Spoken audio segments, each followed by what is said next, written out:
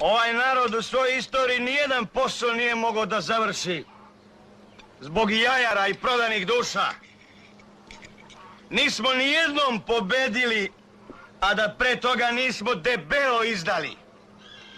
Sami sebe, naravno. Na svaku pobedu imamo 2 poraza. Na svakog junaka buljuk izdajnika. A posle nam neko kriv, jeli? A za malo vlasti i za malo čara spremni smo da izdamo sve. Oca, majku, brata, sestru, narod, zemlju, sve! Kako juče, tako i danas.